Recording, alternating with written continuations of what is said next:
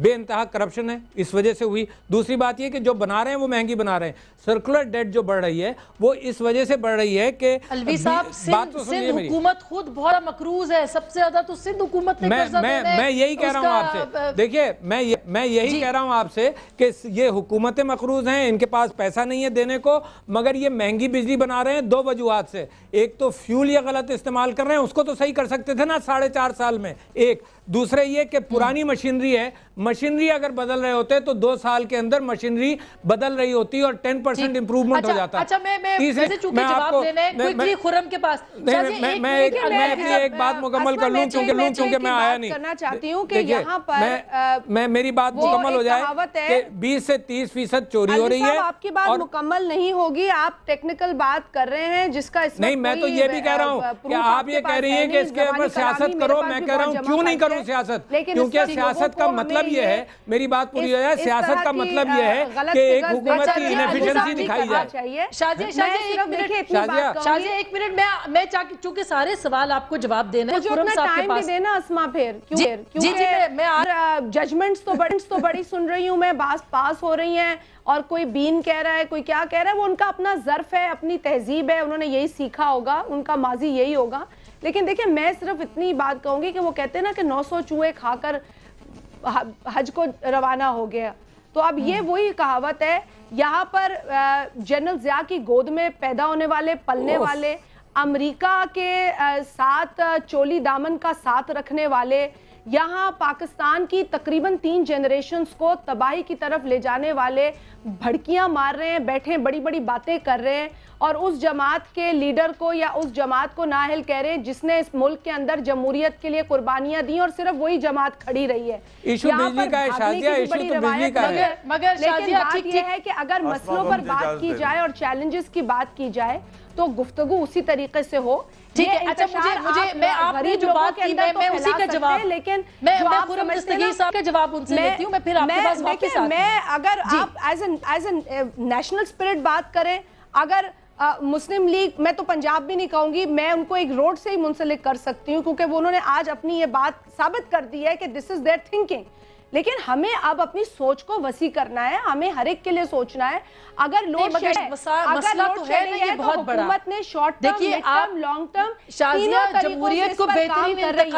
اگر ہم نے 2-2.5 ہزار اضافہ کیا ہے سسٹم میں تو وہ کافی نہیں تھا۔ میں تو خود کہہ رہی ہوں، میں تو خود کہہ رہی ہوں کہ جو ادارے ہیں جن کو ڈکٹیٹروں کی وجہ سے، ٹھیک ہے، میں شازیہ کی زیادتی ہو جائے گی، خرم دستگیر صاحب سے بات جو ہے وہ مضبوط ہوئی ہے، لیکن ان ڈکٹیٹروں کو سپورٹ کرنے والے 3 لوگ تو آپ کے ساتھ بیٹھے ہوئے ہیں۔ اب اگر ان سپورٹ کرنے والے لوگ یہاں بیٹھ کر جمہوریت کو شازیہ کی گود سے بات کریں گی، میری بات سن لیں اب ذرا۔ خرم دستگیر صاحب آپ بتائیے، آپ ایک نیشنل پارٹی ہیں، کس طرح سے چیزوں کو آپ نے بہتر کرنا ہے؟ کیوں یہ صوبائیت بھی بیچ میں نہیں آنی چاہیے، باقی چیزیں بھی نہیں آنی چاہیے، مسئلے کو اجاگر بھی کرنا ہے، حل کیا ہو سکتا ہے اس کا؟ جی میں پہلے تو میں یہ عرض کروں گا کہ جہاں ہم محترمہ نے بات کی ضیاء کی گود کی، جب گودوں کی بات ہوگی پھر جنرل ایوب کی 8 سال کی گود کی گفتگو بھی ہمیں کرنی پڑے گی، اس کے بغیر معاملہ مکمل نہیں ہوگا کہ اس کی گود میں کون پلا تھا۔ لیکن ہمیں آگے بڑھنا ہے، اور جو میں نے کہا یہ ایک ڈیوائڈ اینڈ رول ٹیکٹک ہے کہ اب آپ کو پتا چلا کون ایوب کی گود میں پلا تھا 8 سال، کون سیکٹری جنرل تھے، کون وزیر تھے۔ ہاں یہ معاملہ ہے، اب یہ بیسلی گزارش ہے اس طرف نہ جائیں، ہمیں آگے جانا ہے آسما، اور آسما سب سے بڑا چیز میں بار بار یہ کہہ رہا ہوں کہ ہمیں اسلام آباد میں جو نااہلی اور کرپشن کا سرکس ہے اس کو بند کرنا ہے، کیونکہ اس کی پاکستان کو تکلیف بہت ہوئی ہے۔ یعنی آپ یہ دیکھ لیں کہ ٹیررزم سے زیادہ لاسز، ٹیررزم کے $67 بلین لاسز ہیں، اس سے زیادہ لاسز اس وقت پاکستان میں اکانومی کے بجلی نہ ہونے کی وجہ سے ہو چکے ہیں۔ پاکستان کا جی ڈی پی اس وقت ڈیفینیٹلی ڈپریس ہے، 4 to 6%، یہ ایکسپرٹس کہہ رہے ہیں، اور پاکستان کو اس کے اندر نقصان روزانہ کا ہو رہا ہے، اور حکومت وقت کو جو اس وقت فیڈرل گورنمنٹ ہے ان کے ریونیوز میں جو خرابی ہو رہی ہے کہ پاکستان میں جو گروتھ ہو سکتی تھی، پاکستان میں جو انویسٹمنٹ ہو سکتی تھی، اور اہم ترین بات جو نیا روزگار پیدا ہونا ہے وہ نہیں پیدا ہو رہا۔ اس کا حل تبھی ہوگا کہ یہ جو نااہل اور کرپٹ جو ہیں اس وقت مینیجرز، معاشی مینیجرز ہیں، ان سے چھٹکارا پایا جائے، پاکستان کے عوام کو یہ موقع دیا جائے، اور مجھے یہ یقین ہے کہ گلگت بلتستان سے لے کر گوادر تک پاکستان کے باشعور شہری جہاں بھی رہتے ہیں وہ ایک درست انتخاب کریں گے اگلے الیکشن میں کہ اس ملک کے مینیجر کون ہونے چاہیے. ٹھیک, اچھا شازیہ بریک لے لوں, بریک کے بعد آپ کا پھر جواب لے لیں ہم اس کے اوپر جو بھی صورتحال ہے, کیونکہ جو زرداری صاحب کی سٹیٹمنٹ ہے کہ وہ اگلی دفعہ بھی الیکشن جیتیں گے, وہ سوال میرا وہی کہ وہی ہے کہ کس طرح سے وہ الیکشن جیتیں گے جب اس طرح کی صورتحال ہوگی. معیشت برباد ہے, لوڈ شیڈنگ کے اتنے مسئلے ہیں, آپ کے جو ایم این ایز ہے وہ اپنے گھروں میں محفوظ نہیں ہے. ایک چھوٹی سی بریک لیتے ہیں, بریک کے بعد واپس اس پہ بات کریں گے. ہمارے ساتھ رہیے گا اور کوشش کریں گے حل کی طرف بڑھے. ہمارے ساتھ رہیے گا.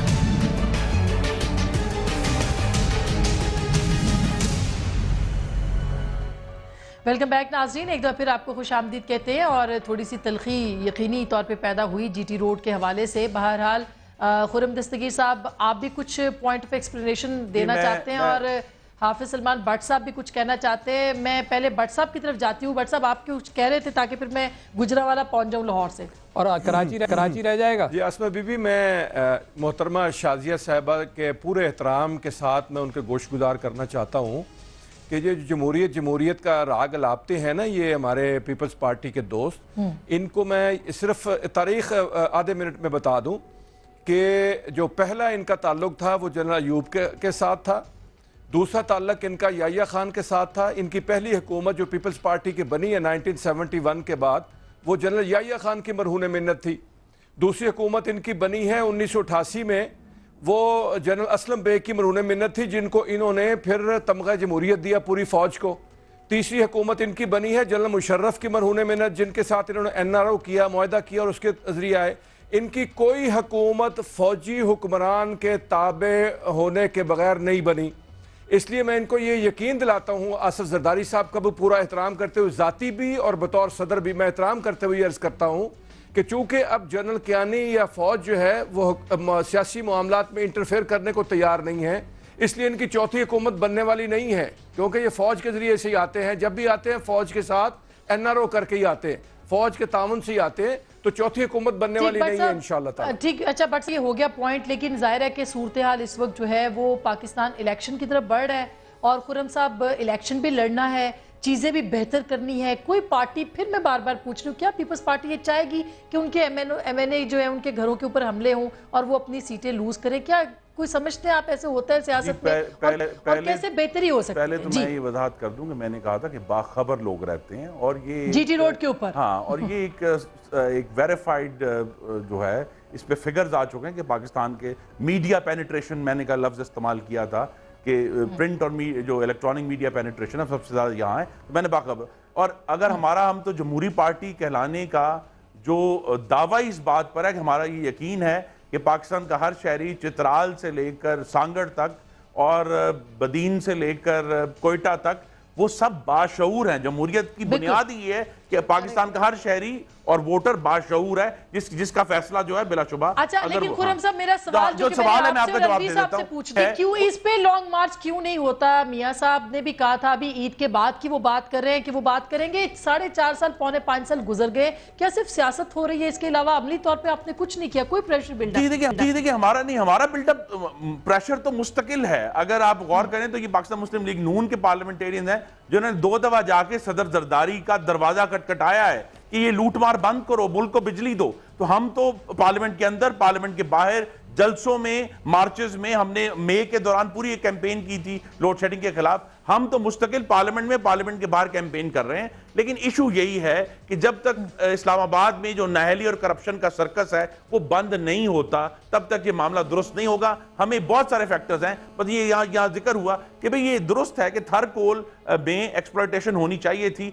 4.5 سال بعد کیا یہ حکومت بتانے کے قابل ہے کہ ہم نے کیا پیش رفت کی ہے، یہ پیش رفت نہیں بتا سکتے. شازیہ رہی ہیں توانائی کی، ان سے اور میں بار پوچھ بار سکتی ہوں یہ یہ گفتگو بات. دیکھیں نا، اگر آپ جو ہیں وہ 1999 میں ہی رک جائیں گی. اصل تو عوام جواب مانگ رہے ہیں کہ 2008 کے بعد سے جب سے آپ کے پاس ذمہ داری تھی، آپ نے جو عوام کی تکالیف انہیں دور کرنے میں کیا کیا. بجلی ہے، مہنگائی جو ہے وہ آپ کے لٹرلی لوگ کپڑے پھاڑنے پر آ گئے ہیں مہنگائی کی وجہ سے، اس کو کنٹرول کرنے میں حکومت نے کیا کیا. اور یہ معاملات جو ہیں وہ چونکہ درست نہیں ہو رہے، اس لیے اب اس کا واحد حل یہی ہے کہ ہم جمہور پر یقین کرتے ہوئے، پاکستان کے ہر شہری کو باشعور سمجھتے ہوئے یہ کہیں کہ وہ اب فوری طور پر ایک نیا فیصلہ دیں، تاکہ امید یہ ہے کہ اس شعور کے ساتھ جو فیصلہ آئے گا وہ بہتر ہوگا. اور پاکستان کے لیے جو ہے یہ نہ صرف توانائی کا بحران ہے، معاشی بحران ہے، اور خاص طور پر خارجہ پالیسی کا بحران جو ہے، وہ یہ سارے بحران ایک نئی کمپیٹنٹ ٹیم حل کر سکتے ہیں. جی الوی صاحب میں کے پاس آتی ہوں. الوی صاحب یہ بات تقاریر کروا لیں، میں آپ سے پورا جواب لوں گی. میں آپ سے پورا جواب لوں، میں آپ سے پورا جواب لوں گی. ٹائم پروگرام کا ختم ہو رہا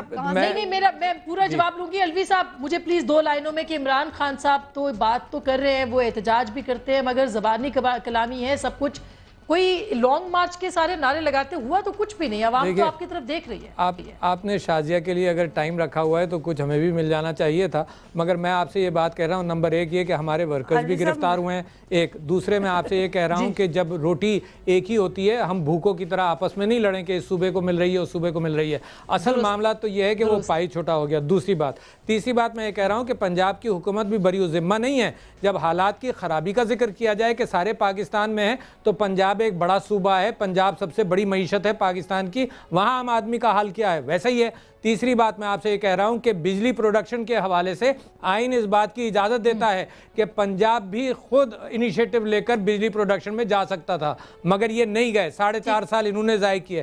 پھر ساتھ ساتھ یہ کہ یہ پیپلز پارٹی کی حکومت کے ساتھ یہ ملی بھگت کرتے رہے ہیں، جس اب یہ اپوزیشن میں آئے ہیں. اور آخری بات میں آپ سے یہ کہہ رہا ہوں کہ پیپلز پارٹی اس طرح سے الیکشن نہیں جیت سکتی. اور لوڈ شیڈنگ پر ہم سیاست کیوں نہ کریں؟ دیکھیے لوگ جب پسے ہوئے ہوں تو وہی تو ہمارا سیاست کا میدان ہے کہ ہم بتائیں کہ بھئی فلانی پارٹی ہے جو یہ کچھ نہیں کر پا رہی، چوری کر رہی ہے، پروڈیوس نہیں کر رہی. تو یہ تو ہماری، یہی تو ہم لوگوں کو بتا رہے ہیں. آپ پاکی عوام کی آواز اگر بننا چاہتے ہیں تو اگر لوڈ شیڈنگ ختم ہو کوئی لائے عمل ہونا چاہیے. دیکھیے لائے عمل تو میں نے آپ کو بتایا کہ دو چیزیں، بجلی کے مشینری کو یہ ہینڈل کرتے ہیں 2 سال میں چینج آ جاتی، فیول سبسٹیٹیوشن کرتے ہیں 2 سال میں چینج آ جاتی. دیکھیں الوی صاحب نے خود ہی کہہ دیا کہ اس پر ہم سیاست کیوں نہ کریں، یعنی کہ یہ ایشو انشاءاللہ جس دن ختم ہو جائے گا اور ہم سب کی دعائیں اور ختم ہم کریں گے، آپ کرنے کے قابل نہیں ہیں، ہم ختم کریں گے اس کو. ختم ہو جائے گی. جہاں تک سوال پیدا ہوتا ہے دیگر جو باتیں ہوئی ہیں، دیکھیں اس میں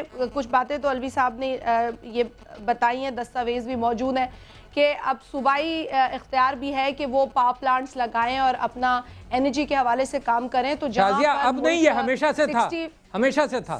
60% نہیں، 18ویں ترمیم کے بعد اس میں تھوڑی سی اور چینجز آئی ہیں اور انڈیپینڈنس آ گئی ہے. تو دیکھیں اگر یہ چیزیں اب سامنے ہیں تو اس میں پنجاب کو کسی نے، پنجاب حکومت کو کسی نے نہیں روکا، اور بجائے اس کے کہ لوگوں کے اندر انتشار پھیلائے جو ویسے ہی تکلیف میں ان کو سڑکوں پہ لا کے ان کے کپڑے پھاڑنے کے بعد کہے دیکھو یہ کپڑے پھاڑ رہا ہے، تو یہ اس طرح کے جو کام ہے یہ دکھ جاتے ہیں. ایسی کوئی بات نہیں ہے، آن گراؤنڈ پتہ سب کو ہے کہ کس طریقے سے یہ پروٹیسٹ کراتے ہیں. مگر شازیہ آپ لوگ عوام کے پاس کیا لے کے جائیں گے؟ مجھے تو جتنا زیادہ آپ معاشرے میں انتشار پھیلائیں گے یہ معاشرہ ہم ہی خراب کریں گے. معاشرے کو بہتری کی طرف لے کے جانا ہے. جہاں تک سوال پیدا ہوتا ہے آگے تھر کول کا، دیکھیں 4.5 برس میں آپ کو یہ یقین دلاتی ہوں کہ تھر کول، اور یہ صرف میں نہیں کہتی ہوں، یہ ریکارڈ ہے، پوری ریسرچ ہے کہ تھر کول پروجیکٹ پورے پاکستان کی انرجی نیڈز کے لیے بہترین ہے، امپلائمنٹ کے حوالے سے بھی بہترین ہے. اب اگر میاں محمد نواز شریف صاحب کو کالا باغ ڈیم کی سوئی اٹکی رہی اتنے برس اور صرف کالا باغ ڈیم بنانے کی غرض سے اور بدنیتی سے وہ اپنے الیکشن کیمپین بھی چلاتے رہے، جبکہ شہید محترمہ بینظیر بھٹو صاحبہ کمو شہید پر اس ڈیم کے خلاف دھرنا دے کر بیٹھ گئی. تو میں سمجھتی ہوں کہ آج پاکستان کو ایک بار پھر اپنا سوچنا پڑے گا کہ یہ کون سی جماعتیں ہیں، یہ وہی جماعتیں. اور جہاں تک ماضی آپ ہمیں یاد دلا رہے ہیں تو دیکھیں जनरल अयूब के सियासत से परातब नहीं है, हमें कॉम्पिटेंट मैनेजर्स चाहिए जो इस मामले को हैंडल कर सके। इनके पास कॉम्पिटेंट लोग नहीं है जो इसको हैंडल कर सके, और अगर वो कॉम्पिटेंट है तो करप्शन ने उनकी कॉम्पिटेंस को चूस लिया। बंदूकें जहाद के नाम पर और पैसा खाया है जहाद के नाम पर। अगर वो 11 बरस और 9 बरस पाकिस्तान को ना धकेलते अंधेरों में। मेरी गुजारिश है 1999 से बाहर आए और 2012 में आकर जवाब दें पिछले 4.5 साल क्या हुआ है, अपनी सुई आवाम की मौजूदा मुश्किलात है उनका अहाता करें। लेकिन आज बहुत शुक्रिया, थैंक यू वेरी मच। तो आज पाकिस्तान, थैंक यू, ठीक, बहुत बहुत शुक्रिया, थैंक यू वेरी मच। बहुत शुक्रिया शाजिया मरी साहिबा, बहुत बहुत शुक्रिया खुरम दस्तगीर खान साहब और हाफिज सलमान भट्ट साहब, आरिफ अलवी साहब। जाहिर है कि बहुत सी बात रह गई, अवाम के नुमाइंदे अवाम की बात करेंगे। बात सिर्फ इतनी सी है कि ये सारे मसाइल हल हो सकते हैं अगर सब पाकिस्तान के अवाम की तरफ देखें। अवाम जो कि महवर हैं, जो कि वोट डालते हैं, जो मुंतखब करते हैं, सब मुंतखब होने के बाद शायद उसको भूल जाते हैं, और अगर इसी तरह भूलते रहे तो अवाम एक दिन उनको भूल जाएंगे। फैसला आपका।